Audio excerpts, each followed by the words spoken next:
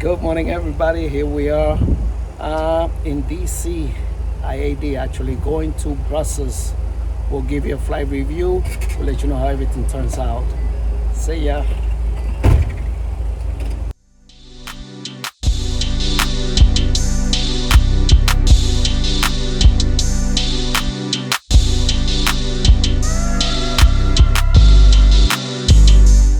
Well, now we don't know which is line number one or line number two here. It keeps getting interesting. I have not seen the airplane yet.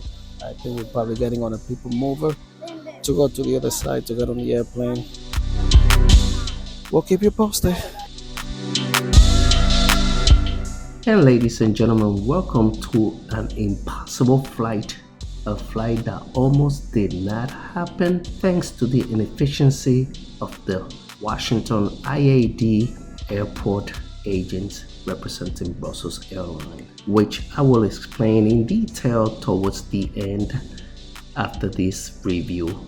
It was a total disaster. You do not want to miss what I have to say. Trust me. And ladies and gentlemen, welcome on board.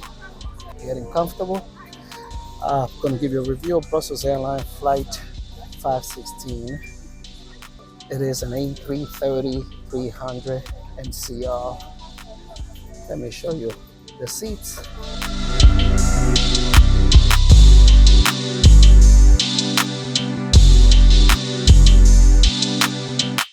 And our seating configuration in coach consists of a 2-4-2 configurations.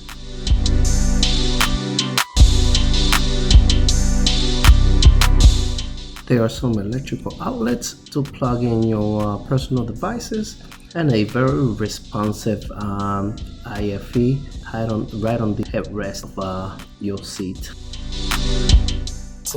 It's not really a Brussels Airlines aircraft. It's a Eurowing A330-300 MCR, and as you know, this is part of the I guess part of the same family of Eurowing, Brussels Airlines, and Lufthansa.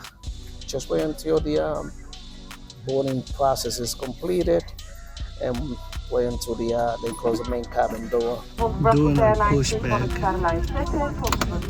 Partners en de bemanning heeft u welkom aan boord van deze Airbus A330 met bestemming Brussel.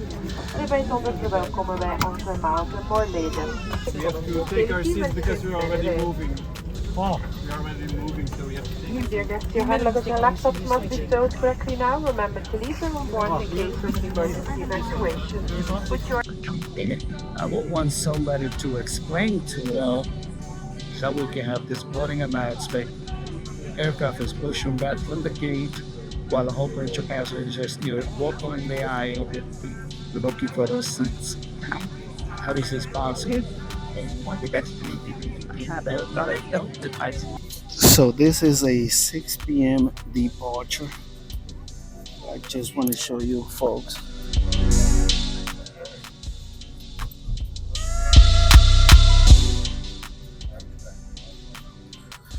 Is 6:51 and we are now departing. The interesting thing about this is there are passengers still being seated, walking in the aisle trying to find their seats.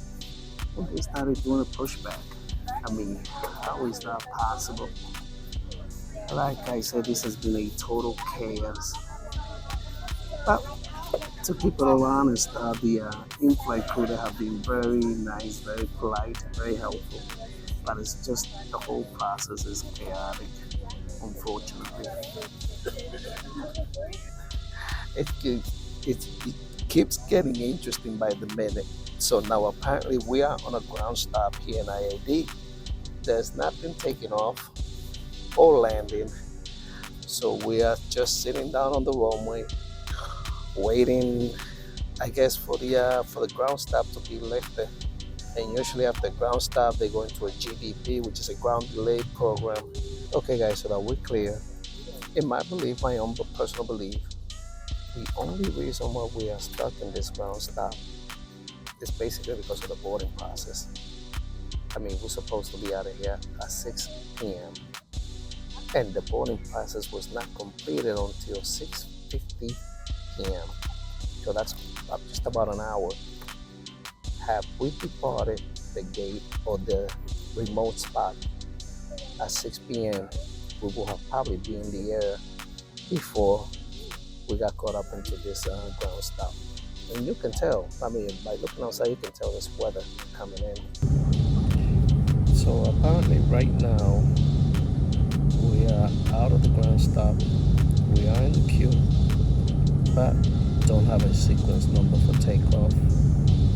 So we'll see when we get our sequence, get online, and jump up out of here.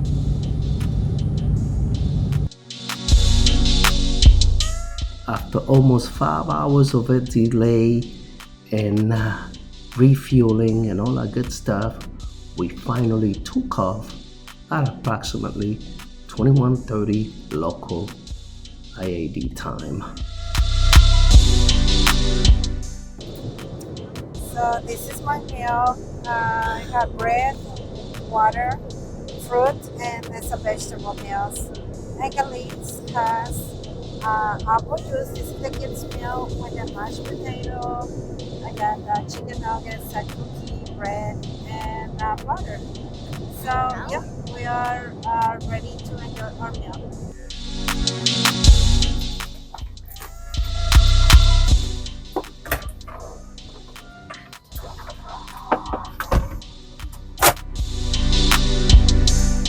And ladies and gentlemen, here we are in the loop.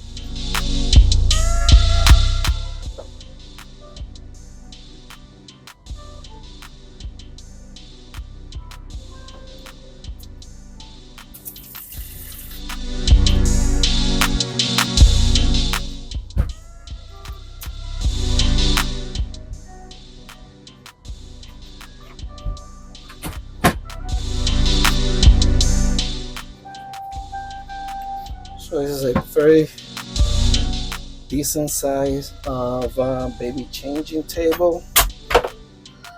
Just a toilet, nothing special.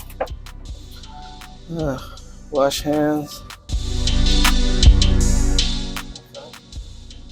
One thing about it is very clean, and I guess this is something very positive. It is a very cleaned lavatory. Well,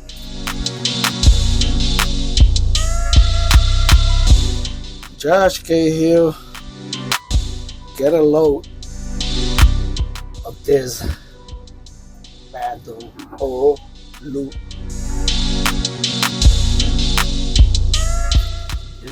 Okay, folks, and here's my final thoughts on Brussels Airlines Flight 516 from Washington, D.C., IAD, to Brussels, Belgium. Start you off with the airport experience. That in itself was a disaster. And when I mean a disaster, it was a pure shit disaster. So, just give you a little bit. The flight is a 6 p.m. departure. We arrived at the ticket counter at 12:40, only to find out that the counter opens at 1:45, keeping in mind that the website said that the counter is open 24 hours. When we arrived, so we have to wait almost 2 hours for the counter to open. And when the counter opened, there was only one person checking passengers in. And it seems like this gentleman was only interested in checking just the business class passengers. He wasn't interested in checking the economy class customers.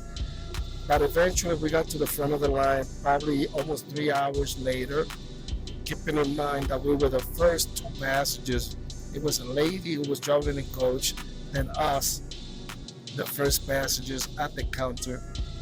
And we stayed there for about 3.5 hours.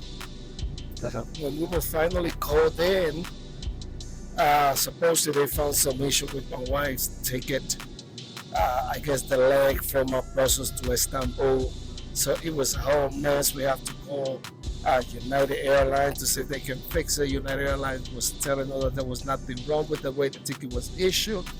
But anyway, the issue was resolved, and because of that delay, which took us almost 4 hours, we were not able to do a couple of reviews that we wanted to do, which was a couple of lounges that we wanted to review for you guys. So we were not able to do those.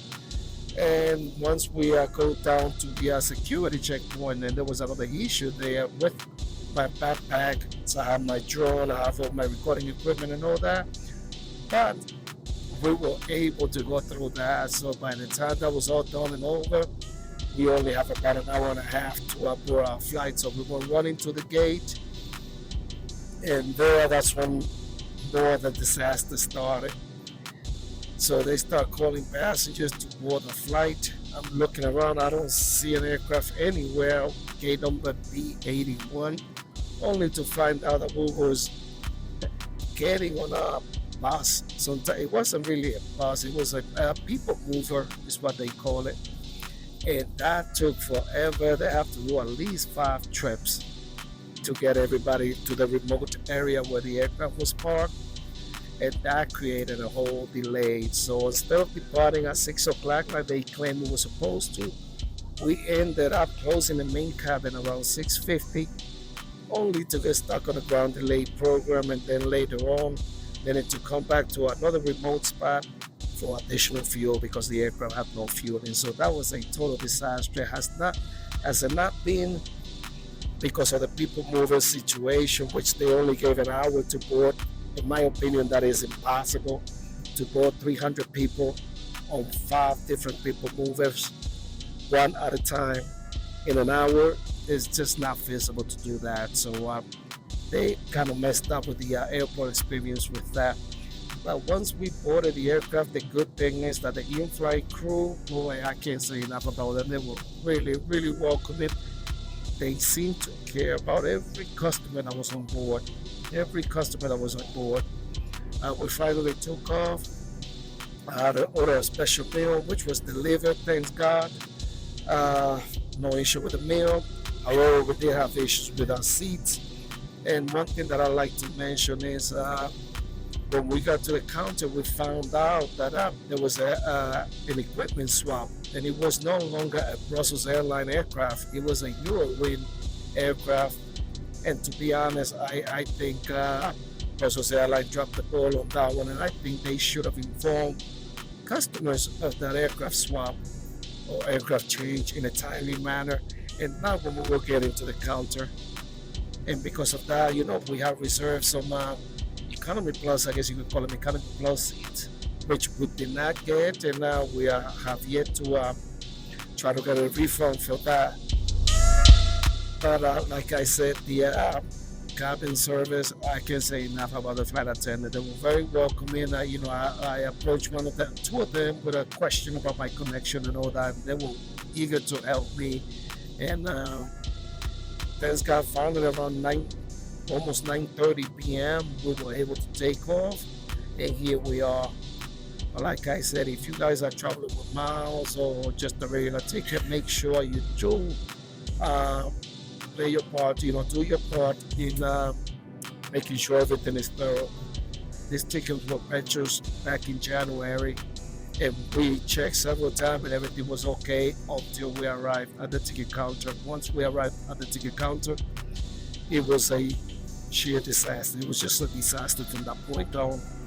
Thankfully, we were on the flight, arriving almost 4 hours late, but we still have plenty of time to make our connection to Istanbul and then continue on to our final destination of Manila, the Philippines. Again, we will try to review those 2 flights, one from Brussels to Istanbul, and then the one from Istanbul to Manila. Hopefully there will be no issues, and hopefully we can get to our final destination safely. Please let me know your thoughts down in the comment section and everything. I hope this was helpful, and once again, don't forget to like, share, and subscribe. Hope this video was helpful, and we'll see you on the next one. Take care. Bye.